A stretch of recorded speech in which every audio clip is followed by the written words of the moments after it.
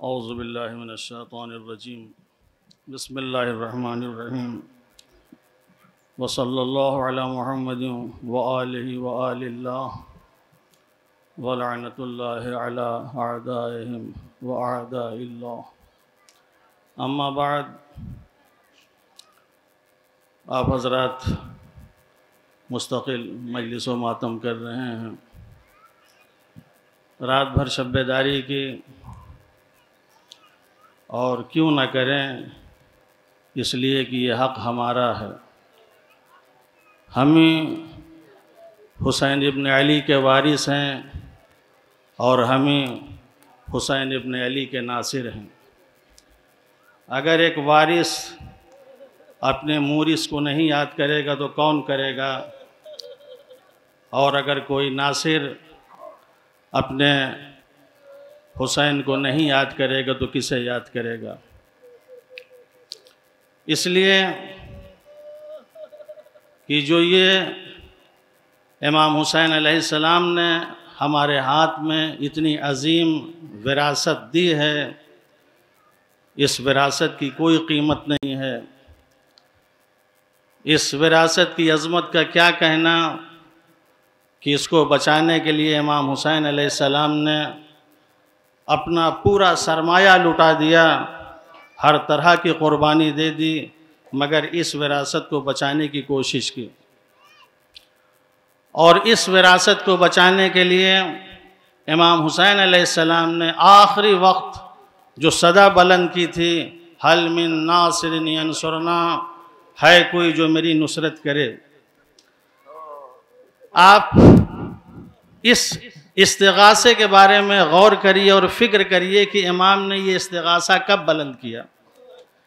अगर ये इस्तिगासा शब-ए आशूर बुलंद किया होता तो बात समझ में आती कि इमाम जो नासिर तलब कर रहे हैं वो इस वजह से कि अभी खैमे सलामत हैं, अभी बनी हाशिम के जवान सलामत हैं, अभी असहाब बाकी हैं, लिहाजा लोगों को नुसरत और मदद के लिए बुला लें ताकि हमारा ये खानवादा बच जाए, हमारे अजीज़ बच जाएं, हमारे असहाब बच जाएं।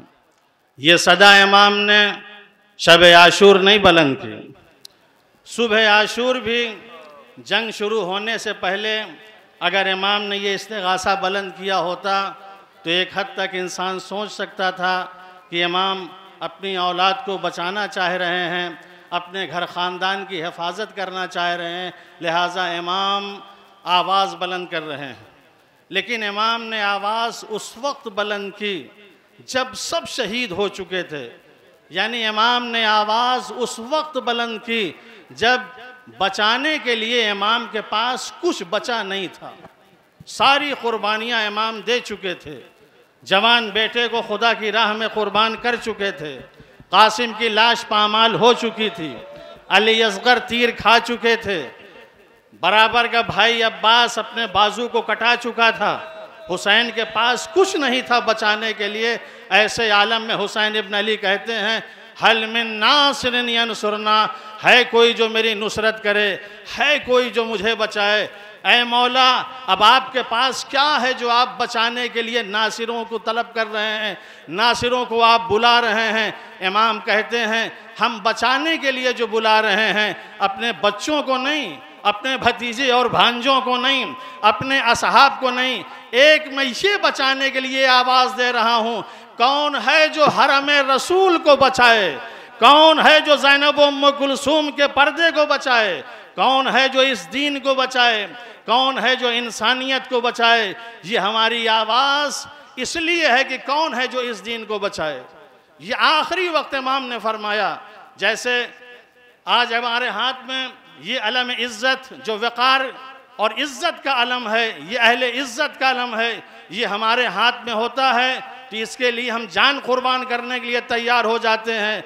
आखिरी कतरा जब खून का बचा रहता तब तक हम बचाने की कोशिश करते हैं, लेकिन जब देखते हैं कि अलम हमारे हाथ से गिर जाएगा, लिहाजा हम फिर आवाज़ देते हैं, आए कोई मेरे हाथों को न बचाए, कोई मेरी गर्दन को न बचाए, ये मेरे हाथ से जो अलम गिर रहा है इस अलम को गिरने न दें, इस अलम को उठा लें। इस अलम को बचा लें। इमाम यही कह रहे थे, मैं अपने को बचाने के लिए आवाज़ नहीं दे रहा हूँ, बल्कि कौन है जो मेरे दीन को बचा ले, कौन है जो इंसानियत को बचा ले, कौन है जो इज़्ज़त को बचा ले, कौन है जो शराफत को बचा ले। लिहाजा ये अलम इज़्ज़त जो आज हमारे हाथ में है, जाहिर है जैसा वारिस होगा, जैसा मूरिस होगा, वैसे वारिस को होना चाहिए। अगर वो साहिब इज़्ज़त है तो हमें भी साहिब इज़्ज़त होना चाहिए। वो अगर वफ़ादार है तो हमें भी वफ़ादार होना चाहिए। वो अगर ईसारगर है तो हमारे अंदर भी ईसार होना चाहिए। जनाब अब्बास अलैहिस्सलाम के हाथ में ये अलम था। ये अलम कैसा अलम था कि आखिरी वक्त तक अलम को संभालने की कोशिश की कि अलम गिरने ना पाए। लेकिन किसके हाथ में था? एक इज़्ज़तदार के हाथ में था, एक वफ़ादार के हाथ में था।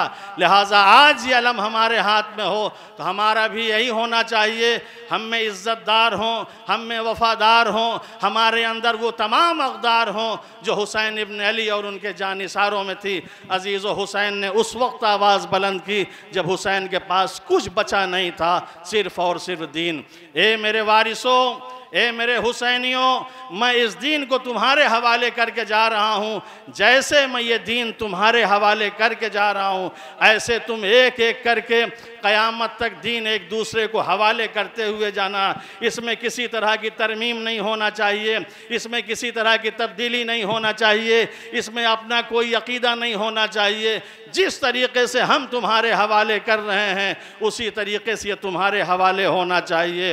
हुसैन को जहाँ और बहुत सी चीज़ों की फ़िक्र थी, वहाँ एक सबसे अजीम फ़िक्र हुसैन को सिर्फ़ और सिर्फ जो अभी उम्मे कुलसूम जनाब ज़ैनब सलामुल्लाह अलैहा इन बीबियों की फ़िक्र थी कि मेरे बाद इन बीबियों को क्या होगा, मेरे बाद इन बीबियों की रिदा का क्या होगा। हुसैन के लिए सबसे बड़ा मसला यही था। बारहा मैंने आपके सामने ये रवायत पेश की है इसलिए कि सबसे अहम है, हमें अपने नामूस की, हमें अपनी इज़्ज़त की, हमें अपनी औरतों का ख़याल रखना चाहिए। इसलिए हुसैन अपनी नामूस के लिए तड़प रहे थे। जब हुसैन ज़ैनब उम्मे कुलसूम से रुखसत होकर मैदान में आ गए, मैदान में आ तो ज़रूर गए, लेकिन आने के बाद वही ख़याल ज़ैनब का, वही ख़याल उम्मे कुलसूम का, वही ख़याल जनाब रुक़ैया का, मेरे बाद इन बीबियों का क्या होगा। लिहाजा हुसैन मैदान से कई मरतबा खैमे तक आए हैं और आके इनको तसल्ली देते रहे, ज़ैनब उम्मे कुलसूम घबराना नहीं, अभी हुसैन ज़िंदा है। हुसैन फिर मैदान में गए और जाने के बाद लड़ना शुरू किया। दूसरी मरतबा फिर आए, घोड़े पे अपने आप को बुलंद किया और बुलंद करके कहते हैं, या ज़ैनब उम्मे कुलसूम, ए सकीना और रुक़ैया, घबराना नहीं, अभी तुम्हारा बाप जिंदा है, अभी तुम्हारा भाई जिंदा है। ये कह के हुसैन फिर मैदान में आए। मैदान में आने के बाद फिर लड़ना शुरू किया। फिर वही बीबियां याद आई कि मैं अगर चला गया तो इन बीबियों का क्या होगा।